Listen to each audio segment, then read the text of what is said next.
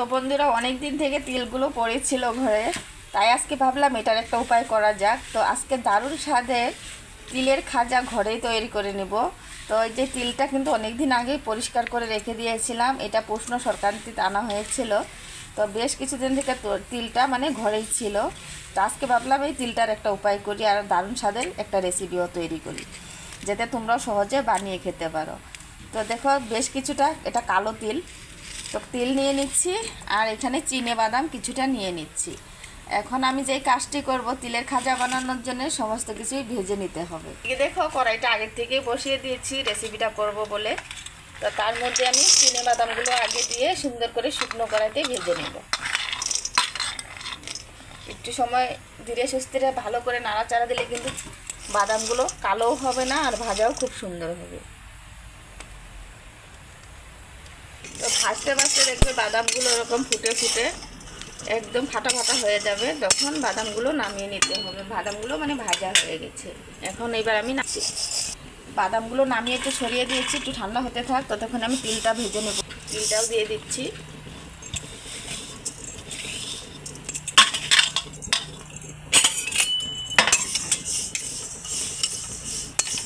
হালকা আছেই ভাজছি, কারণ কড়াইটা গরমে আছে, বাদাম ভাজা হয়েছে।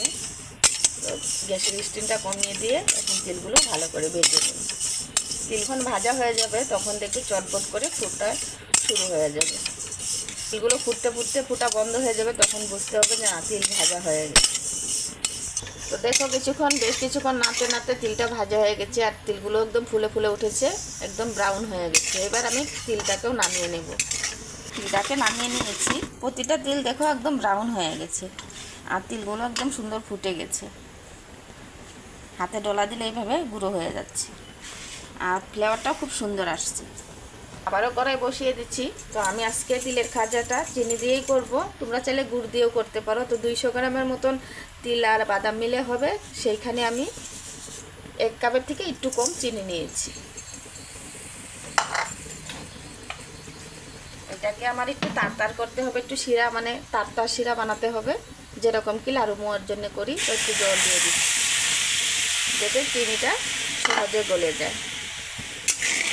এখন বেশ কিছুক্ষণ নাড়াচাড়া দিয়ে চিনিটাকে শিরা তৈরি করে নিতে হবে, একদম তারতার শিরা। এদিকে শিরাটা হতে থাক, ততক্ষণ আমি আরেকটা কাজ করে নিই। বাদামটা ঠান্ডা হয়ে গেছে, একটু হাত দিয়ে ডলে ডলে একটু পরিষ্কার করে নিতে হবে। এভাবে ডললে কিন্তু সুন্দর বাকলাগুলো ছেড়ে দেবে। তারপরে আদা থেতো করে নেব বাদামগুলো। তো বাদাম দেখো খুব সুন্দর করে পরিষ্কার করে নিয়েছি, একটা মিক্সি ঝাড়ে করে আধ ভাঙ্গা করে নেব, মানে পুরোপুরি গুঁড়ো করব না।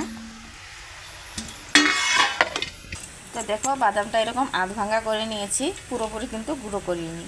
এটা কিন্তু মুখে পড়বে, খেতে ভালো লাগবে। তো বাজার থেকে দোকান থেকে যে আমরা তিলের খাজাগুলো খাই, সেগুলো শুধু তিল দিয়েই বানায়, তবে একটু বাদাম দিলে কি হয়, খেতে ভালো লাগে এটা ফ্লেভারটা। এদিকে দেখো চিনি শিরা একদম রেডি। এরকম করে একটু ধরে বুঝতে পারবে যে তাল হয়েছে কিনা। এইভাবে করলে যদি এরকম তাল হয়ে যায় তাহলে ভাববে যে না, এটা পারফেক্ট আছে। তো এবার আমি যেই উপকরণগুলো রেডি করে রেখেছিলাম, যে তিল আর বাদাম, সেটা আমি অ্যাড করব।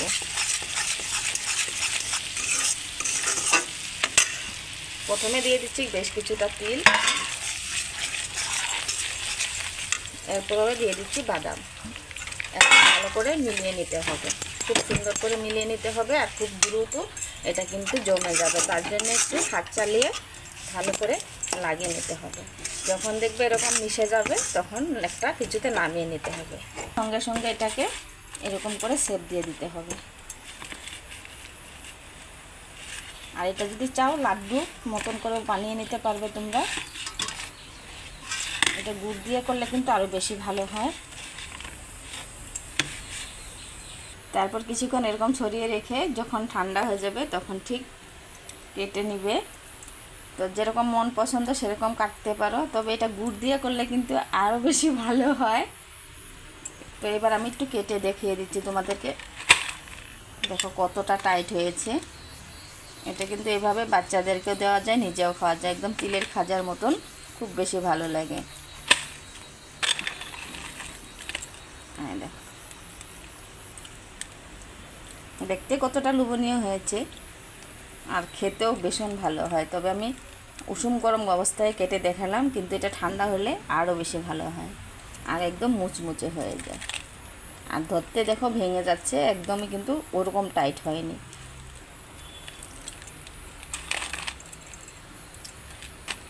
তো আশা করছি আজকের রেসিপিটা তোমাদের ভালো লেগেছে। যদি ভালো লেগে থাকে লাইক কমেন্ট শেয়ার করবে, আর একটু বন্ধুদের কাছে শেয়ার করে দিবে, যারাও সুন্দর সুন্দর রেসিপিগুলো করে খেতে পারে।